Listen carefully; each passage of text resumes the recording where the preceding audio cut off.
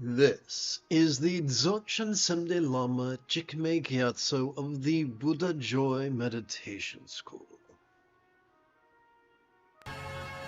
Come, let us meditate like a Jedi. This morning, let us explore the first of 63 passages of the meditation classic Song of Enlightenment, composed oh so many centuries ago by the great Buddhist teacher Yongjie Xuanzhui. Forgive my pronunciation. The text begins, "Do you not see idle followers of the way?"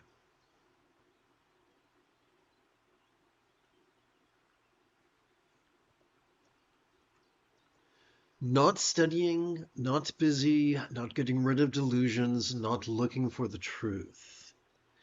The true nature of their ignorance is their Buddha nature. Their illusory, empty bodies are their Dharma bodies.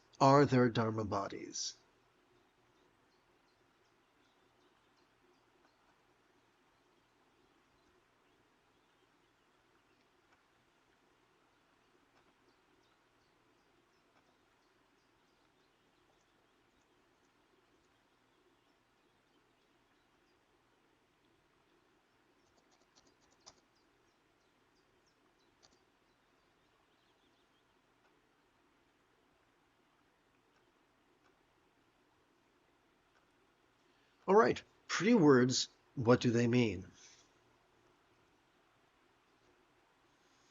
To understand this, we have to do a bit of review.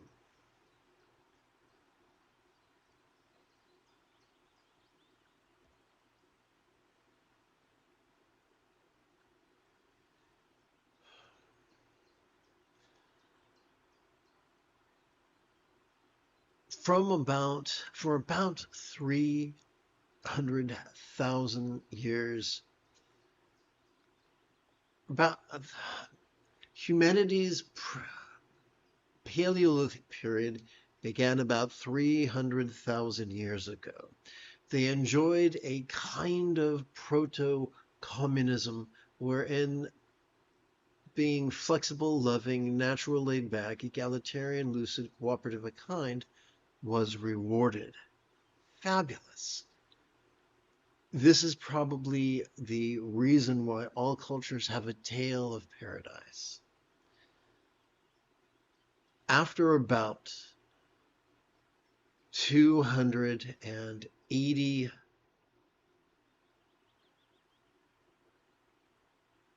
287,000 years,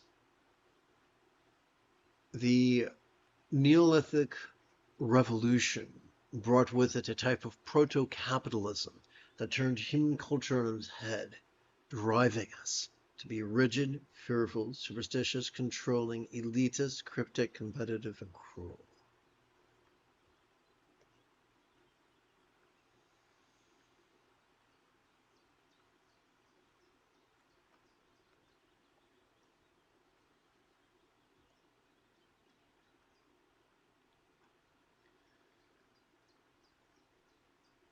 The path of the Buddha is not the path of making things happen. It's not the path of rigidity. The path of the Buddha is the path of flexibility. The path of the Buddha is not the path of being controlling. It's the path of letting go or being laid back.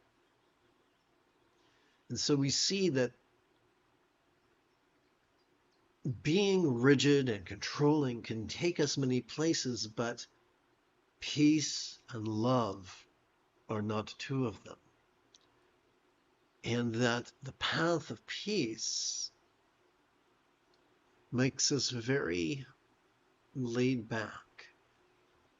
And instead of relying on our own controlling tendencies to grow in wisdom, or grow in purity, or grow in clarity, or grow in enlightenment. We simply rely upon our own Buddha nature. Well, what do we mean by Buddha nature? Going to tap button 9. So consider the many organelles of our central nervous system. Those who have been conditioned to be rigid and controlling overwork the medial prefrontal cortex and the dorsolateral prefrontal cortex through actively focusing and actively analyzing.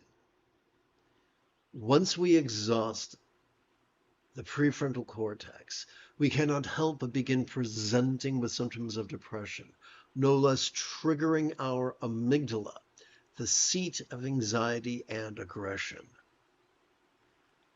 Fortunately, neither the amygdala nor the prefrontal cortex constitute the entirety of our central nervous system. An overarching term for our spinal cord in its entirety would be the hub of our autonomic nervous system. When we set aside the exhausting habit of actively competing against our autonomic nervous system and begin to passively cooperate with it instead, that self-same autonomic nervous system will calm the anxiety and aggression of our amygdala, as well as gently stimulate the empathy of our anterior cingulate gyrus, no less help us drink deep of greater peace, as well as awareness. So Buddha nature is simply an Iron Age way of labeling the parts of the mechanisms latent within our central nervous system that help us to become the people that our dogs already think we are. Let's take a deeper look. We'll begin with mindfulness. Every time we inhale, whether we know it or not, we are wired to automatically access the middle bit of our spinal cord, which could be described as the hub of our sympathetic nervous system. It has evolved to help us to notice in a very special way. Gently, vulnerably, passively, viscerally, randomly, and fleetingly. All mind's antics of perception. Seeing, hearing, feeling, tasting, smelling, and the like, including the full spectrum of human emotions, intentions, thoughts, memories, and imaginings. All manner of phenomena. From the external to the internal, from the physical to the mental, from the pleasurable to the painful, from the interesting to the boring, from the glorious to the grotesque. Well, what do we do with that which we notice? Consider meditation. Every time we exhale, we are already wired to automatically access the tippy top as well as the very bottom of that same spinal cord. These two regions, working as a team, could be described as the hub of our parasympathetic nervous system, which has evolved to help us to physically relax and mentally release during each exhalation to such a degree that which we noticed during our previous inhalation could fleetingly feel less stressful, less permanent, less defining, and even less graspable. These are not things to be understood. These are not things to be believed. These are things to be viscerally experienced simply by cooperating with our body and brain as we breathe in and breathe out. The enlightenment is so easy, it can feel difficult when we have been conditioned to be rigid and controlling. Let's return to this morning's teaching text.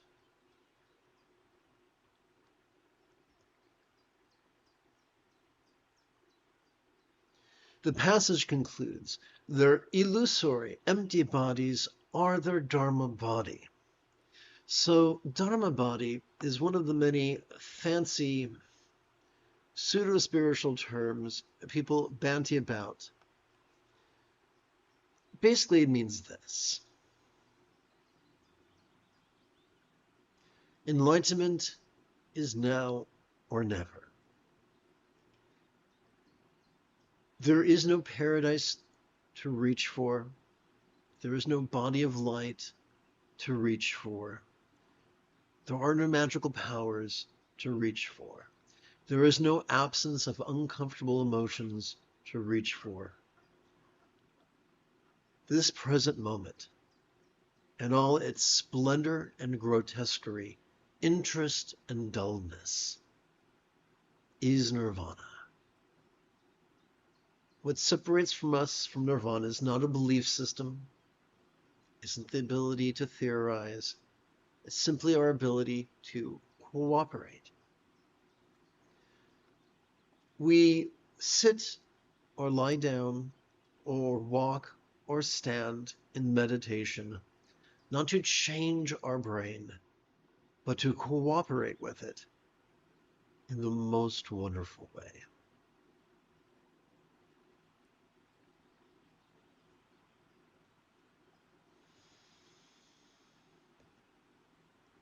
You have taken your first step into a much larger world.